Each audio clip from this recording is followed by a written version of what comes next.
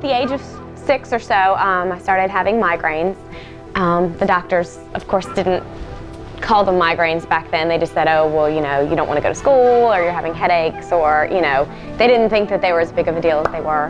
And as the years went on, I, you know, started to take prophylactic medications, which eventually caused seizures.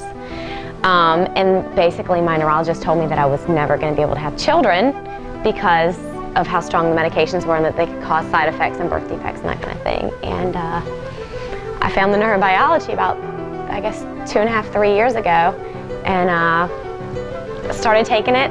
Migraines went away, got pregnant, had a baby.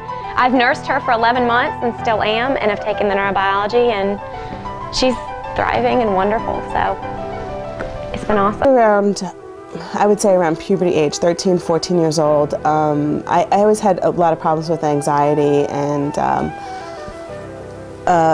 I was always very nervous, and I was always afraid of things, and I would notice that when something was going to happen, I would suddenly get these really bad headaches. And the next time I started getting really bad bouts was when I had gotten pregnant with my first daughter. And my OB just kind of blew it off as anxiety, and it's the hormones in my body, and that was the reason why I was having these headaches. And after each child, the migraines just got worse and worse to where 3 days I would just be, I would feel it coming on and it would grow, and by the third day I couldn't even talk to anybody. It was so bad. As soon as I had my third daughter, then they came back with a vengeance to where I wouldn't be able to function at all, and I could feel it coming on. A few days before, I'd say, I know what this is going to happen, and I would try and prepare everybody because I knew what was coming. Nobody ever really understood, the problems that I was having, because I started having them when I was 7. And so it was 6 or 7, it was first grade. And I would come home from school and the teacher would say, well, she must not like school, and it wasn't that, it was, it was pain, so nobody really understood. They said, children don't get headaches. It was miserable to be a child like that. The biggest thing was the depression for me and the health problems. I joined the military when I was 30 years old. By the time I was 35, they were just doing MRIs like crazy. I was seeing one military neurologist after the other. I then was told by the military doctors that you have migraines, and there is nothing we can do for you. There is no cure. It's just something that you're going to have to put up with for the rest of your life. I was sent to civilian neurologists, and I became very frustrated because they kept telling me, well, we'll put you on 3 different medications. If one doesn't work, then you take the other one.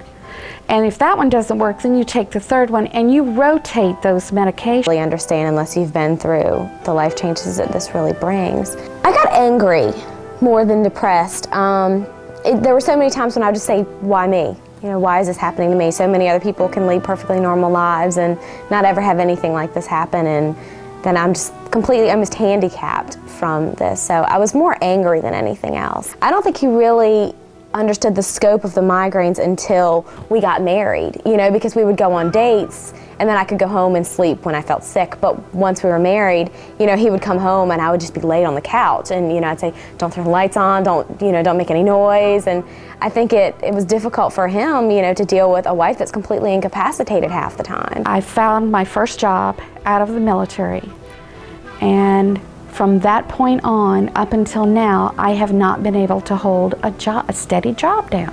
I cannot do it.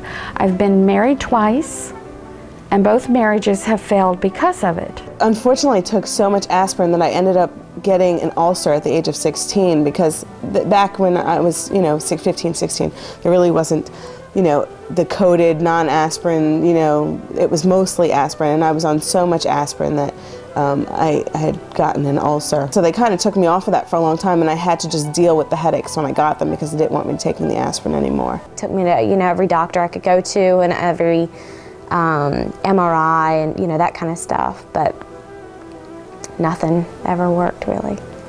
And so eventually it became toxic to my blood because I was small, and it was hard for them to find a good dose for my body, and eventually they figured out that the medication was causing the seizures. They did put me on antidepressants, and that never really helped. Not the headaches, I don't think it helped anything, but you know, it kind of just made everything kind of even keel. I was just kind of going with the flow, you know, just being kind of blah. I never heard of using vitamins for migraines. I'd heard stuff, a little bit about the congestive toxicity kind of stuff, but I'd never heard about just using vitamins, no herbs, because a lot of people had talked about using the herbal supplements, which I also wasn't willing to do pregnant, because there are risks and, you know, they're not really tried. But when he said it, you know, it's just purely vitamins, I thought, you know, why not?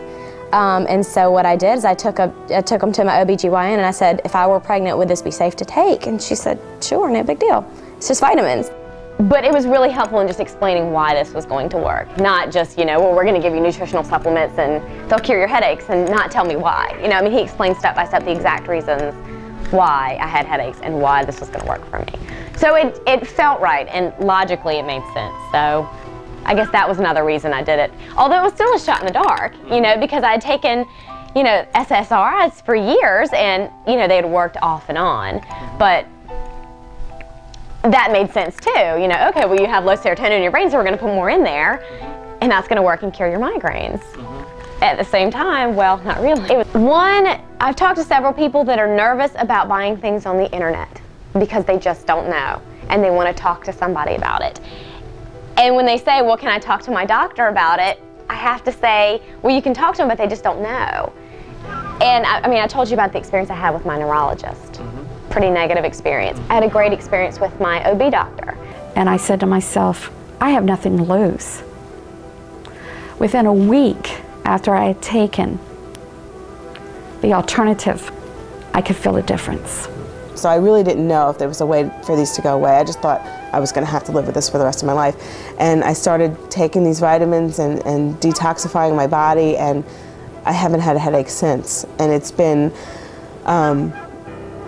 almost, I would say, close to a year now.